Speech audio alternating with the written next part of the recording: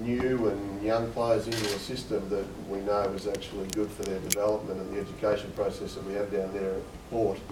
And it's proven reasonably successful over the last 5 years, so that's a credit to what the guys do, how much they invest in it and how they embrace the situation as well. So some of those guys were certainly unlucky last year with Mark Johnson missing out, obviously Adrian Bonadeo as well, Adam Bentic, Miles Pitt with a few injuries that occurred late in the year. So we're probably lucky on one hand though that some of those guys that you mentioned in the paper are guys like Heath O'Farrell, who's been at the club for probably 4 years now, and those guys are the ones that we need to step up if we're hopefully going to be as good as we want to be on Sunday. So the older ones are the experienced ones, but I think the enthusiasm and the exuberance comes from new players, and I'm sure they'll be a little bit nervous, but with the guidance and the encouragement of our older players, hopefully we'll get the job done. But yeah, no, I'm very, very pleased with their performances this year, and considering we lost 800 games worth of experience last year after the premiership, it's just been a terrific turnover, but in the positive way, not in the negative way. How do you compare your premiership team to this team? Well, that team had a lot more class right across the board when you think about Paddy Rose, who ended up being the Frosty Miller medalist. You look at guys like Jake Edwards that have been at AFL environments before. Malcolm Lynch was another one. Terrific stalwarts in Corey McGrath and Ryan McMahon, who had played probably about 350 games of VFL between the two of them. So Jared Dalton, you know, he was a great fullback for us. But what we've been able to do though is actually those players have exited out with probably what you'd say is a minimum of us.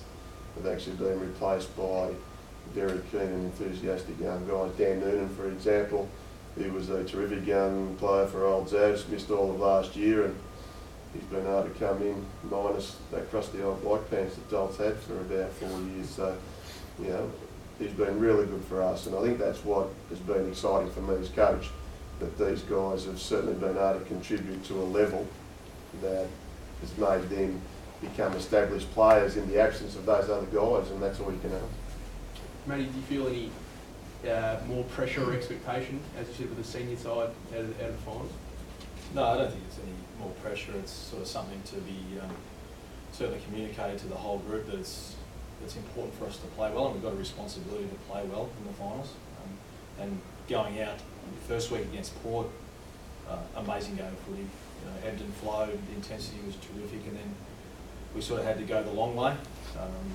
So I think that game against Port was spiritually, you know, fairly big, but then we've had to come back through and win the 2 games to get back through. So that's why I'm pleased with the playing group that they've reapplied themselves after the Port loss. And no more pressure than normal. I must admit it's never dull coaching this team with 3 or 4 down against Box Hill in the last 10 minutes, and then the other day we were 3 or 4 up, and they give you a little bit of a roller coaster, but they're an exciting group to coach, and they work real hard at their game. And you know, you've got the two best defensive teams in the comp playing against each other. I think Port were ranked 1, we were ranked 2 in team defence, and you know, that's something that I'm sure both teams are pretty proud of, and which probably bodes for a really tight game on the weekend.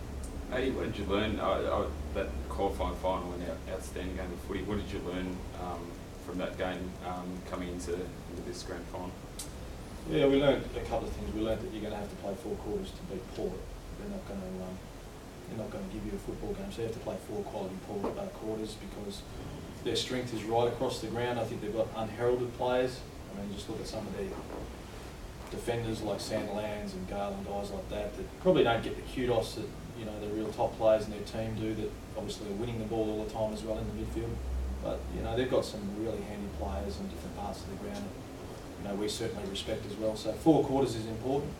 Also, that you've got to understand that, you know, the quality of Port's midfield is a major strength with John and Valenti and Dylan and guys like that. So we're going to have to make sure we can match them there and give ourselves a good show of kicking the winning score. Gary, if you were to go